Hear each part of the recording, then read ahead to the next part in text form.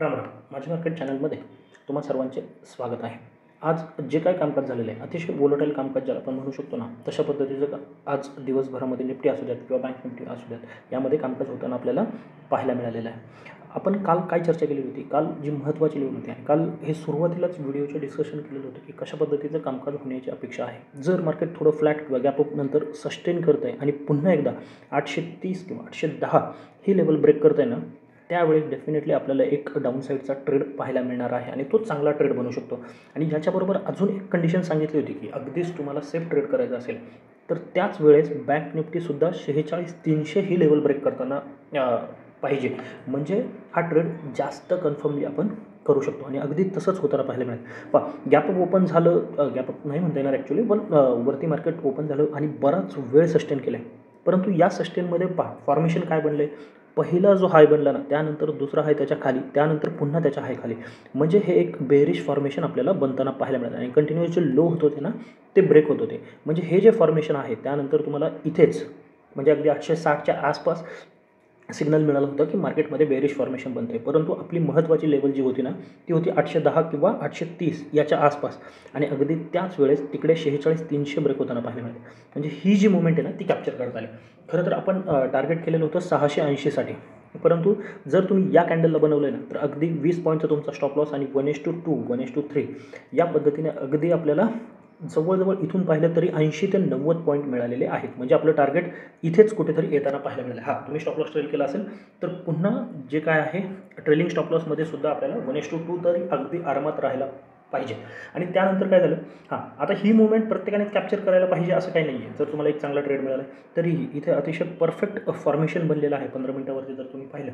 आणि त्यानंतर फॉर्मेशन बनवत निफ्टीने पुन्हा 21,930च्या आसपास गेलेली आहे. परंतु विशेष काय आहे आजच्या कॅन्डलमध्ये, मार्केट पहिल्या हाफमध्ये चांगला डाऊनफॉल, त्यानंतर चांगली अपसाईड आणि पुन्हा एक डाऊनफॉल, आणि जिथून सुरुवात झालेली होती. म्हणजे जर डेलीवरती पाहिली तर तुम्हाला या पद्धतीने एक डोजी कॅन्डल फॉर्म होताना पाहायला मिळाले.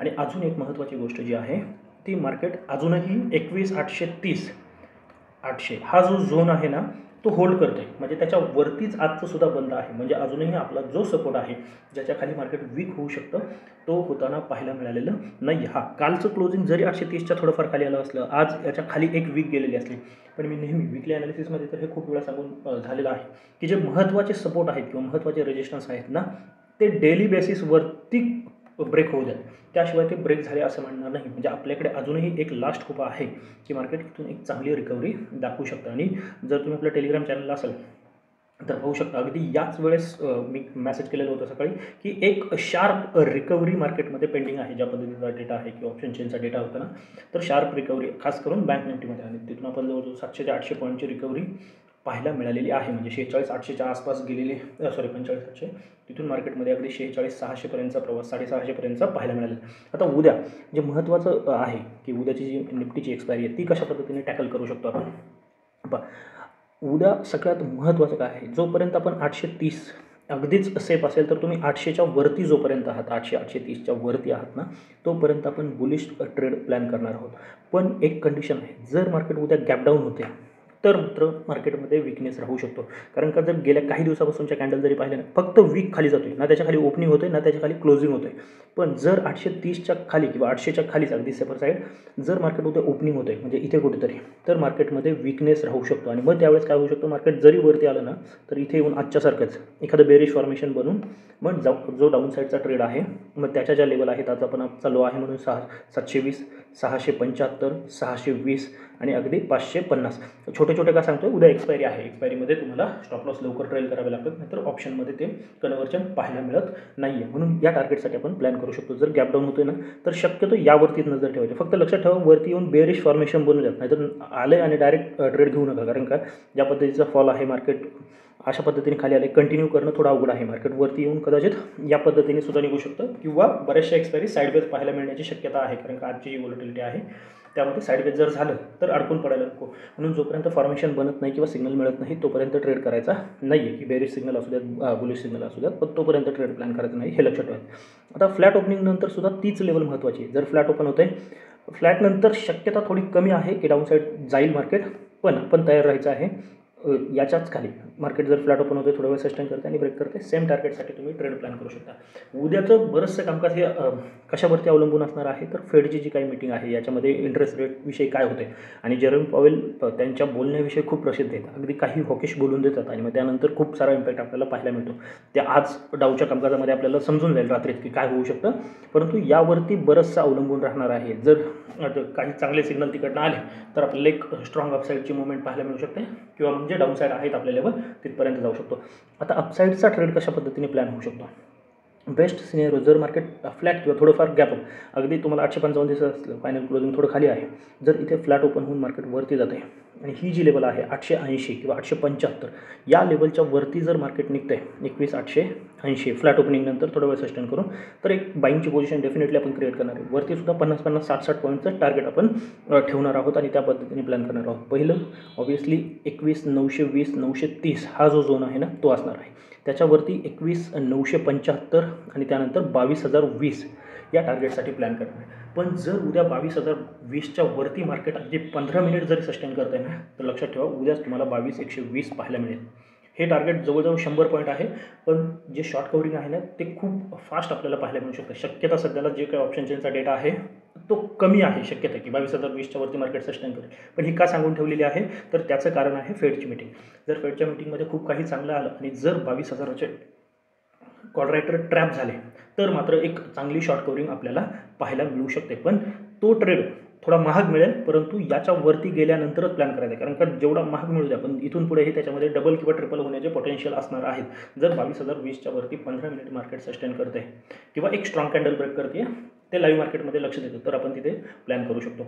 जर गॅपअप होते, एक केस राहू शकते, गॅपअप होतो आहे आणि मार्केट इथे सस्टेन करून जे काही फॉर्मेशन क्रिएट करेल, आत्ता आपण ठरवू शकत नाही. जर जे काही फॉर्मेशन म्हणजे ओपन होऊन इथे कन्सल्टेट करून जर अपसाईडला ब्रेकआउट येते, तर डेफिनेटली या कन्सल्टेशनचा लो हा आपला स्टॉप लॉस असला पाहिजे आणि टार्गेट सेम. पण पुन्हा जर 830च्या खाली येते ना, किंवा इथेच एखादं बेरिश फॉर्मेशन शूटिंग स्टार असेल किंवा बेरिश फॉर्मेशन, याचा हायचा SL लावून तुम्ही इथे सुद्धा पुटमध्ये बसू शकता. पण टार्गेट हे 820-830पर्यंतच ठेवायचे आणि त्याच्या खाली फ्रेश ट्रेड प्लॅन करायचा आहे. आता राहता राहिला विषय बँक निफ्टीचा. बँक निफ्टीमध्ये एक चांगली संधी आहे. हे लक्षात घ्या की पुढच्या आठवड्यामध्ये 3च दिवस आहेत. म्हणजे पुढचा आठवडा जरी मंथली एक्सपायरीचा असला तरी 3च दिवस. सोमवारी सुट्टी आहे, मंगळवार, बुधवार आणि गुरुवार. शुक्रवारी पुन्हा सुट्टी आहे. त्यामुळे त्या आठवड्यात सुद्धा व्होलॅटिलिटी खूप पाहिली. इथे सुद्धा अगदी तेच होतं. बँक निफ्टी ही निफ्टीपेक्षा स्ट्रॉंग दिसत होती. कालही आपली ती चर्चा झाली होती. आज मात्र इथे ट्रॅप करण्याचा प्रयत्न झाला. म्हणजे 500 ही जी लेवल आहे ना ते अगदी ब्रेक केली, त्यावरती 1-2 कॅन्डल क्लोजही झाल्या. परंतु हे जे काही फॉर्मेशन बनलं ना त्यानंतर एकदम शार्प कट आलेला आहे. खरं तर आपल्याला अपेक्षा होती 45-800, कालही आपण डिस्कशनमध्ये पाहिलेलं होतं आणि 800ची ट्रिक मी खूप वेळा सांगून झालेली की बँक निफ्टीमध्ये कोणतीही 800ची लेवल असू देत, बँक निफ्टी कधीही 800ला रिस्पेक्ट केल्याशिवाय जात नाही. म्हणजे जर मार्केट वरून खाली येतं आहे तर 800ला एकदा सपोर्ट घेणारच आहे. म्हणजे अगदी 500-600 पॉईंटची रिकव्हरी येईल असं नाही, परंतु 200-300 पॉईंट तर आरामात रिकव्हरी येते आणि नंतर मग पुन्हा एक फॉल होऊन मार्केट खाली जाऊ शकतं. पण 800ला एकदा रिस्पेक्ट करतं आणि अगदी याच पॉईंटला आपण ट्रेड प्लॅन केला होता. अगदी 80चा 550 होताना आपल्याला पाहायला मिळालेलं. म्हणजे ही जी काही पूर्ण रॅली आहे ना ती कॅप्चर करण्याची संधी मिळाली. मी टार्गेट 300च्या आसपास ठेवलं होतं आणि त्यानंतर मग सिंगल लॉट ठेवून ते आपण स्टॉप लॉस ट्रेल करत गेलेलो आहोत. म्हणजे 500पर्यंत 550पर्यंत तो जाताना पाहायला मिळाला आहे. आणि हे फॉर्मेशन अगदी क्लिअर होतं. फॉर्मेशन आहे परत ही 800ची, जे ट्रिक मी खूप वेळा सांगून झालेली आहे. तुम्ही जर बँक निफ्टीला ऑब्झर्व केलं आणि 800च्या लेवलला मार्क केलं तर तुमच्या ते आरामात लक्षात येईल की बँक निफ्टी कशा पद्धतीने बिहेव करते. आता उद्या कशा पद्धतीने ट्रेड प्लॅन करू शकतो. जे निफ्टीमध्ये झालं आहे तेच बँक निफ्टीमध्ये 46-300 इथेही सस्टेन होताना किंवा होल्ड होताना आपल्याला पाहायला मिळालेलं. मग उद्यासाठी ज्या काल लेवल डिस्कस केलं त्यांना त्याच पुन्हा आजच्यासाठी वापरायच्या आहेत. सगळ्यात महत्त्वाचं काय, 46-200च्या खाली जोपर्यंत निघत नाही ना तोपर्यंत पुढचा ट्रेड ट्राय करायचा नाही आहे. मग फ्लॅट असू देत किंवा गॅपडाऊन. इथे 46-200च्या खाली आणि तिकडे 21,810च्या खाली जर मार्केट बरोबर निघत असेल तर दोन्ही बाजूला एक चांगलं विकनेस आपल्याला पाहायला मिळू शकतो. लॉजिक दोन्हीकडे सेम. जर गॅपडाऊन झालं तर पुन्हा इथे येऊन बेरिश फॉर्मेशन आणि मग 46-200च्या खाली 46,000 आणि हा 45,800चा जो लो आहे तो आजचा 828 आहे, परंतु 45,850पर्यंतचं टार्गेट तुम्ही ठेवू शकता. आणि जर 850 ब्रेक होत आहे तर मग अगदी 45,500पर्यंतचा प्रवास पाहू शकता. मध्ये 650ला एक स्टॉप घेऊ शकतं, परंतु अगदी 45,500पर्यंतचा प्रवाससुद्धा तुम्हाला पाहायला मिळू शकतो. अपसाईड इंटरेस्टिंग असू शकते, कारण जिथे बंद आहोत ना 200-300 पॉईंट वरती जाईपर्यंत तरी एक चांगला ट्रेड प्लॅन होणार नाही. कारण का 2 दिवस झाले 500 त्यानंतर 600 इथून रिजेक्शन पाहायला मिळत आहे. पण उद्या जर 600 ब्रेक होते ना, हे 200 पॉईंट जाऊ द्यात हातून, काही फरक पडत नाही आहे. 200-250 पॉईंट किंवा अगदीच तुम्ही ॲडव्हान्स ट्रेडर असाल तर काय करू शकता, इथे 400 ब्रेक होताना तुमच्या 50% क्वांटिटी ॲड करू शकता आणि मग त्याचा स्टॉप लॉस ट्रेल करत जर 600 ब्रेक झाला तर उरलेल्या 500 क्वांटिटी 50% क्वांटिटी तुम्ही ॲड करू शकता. याचं टार्गेट हे 46,800 आणि अगदी 47,000पर्यंतचं टार्गेटसुद्धा तुम्हाला बँक निफ्टीमध्ये पाहायला मिळू शकतं. व्होलॅटिलिटी कायम राहणार आहे. फेडच्या मीटिंगवरती थोडं लक्ष ठेवून म्हणजे एक अंदाज येईल आपल्याला की काय होऊ शकतं मार्केटमध्ये. आणि ही माहिती आवडली असेल तर नक्की आपल्या या व्हिडिओला लाईक करून चॅनलला सुद्धा सबस्क्राईब करून घ्या. तर आजच्यासाठी एवढंच. धन्यवाद. जय हिंद, जय महाराष्ट्र. Keep trading.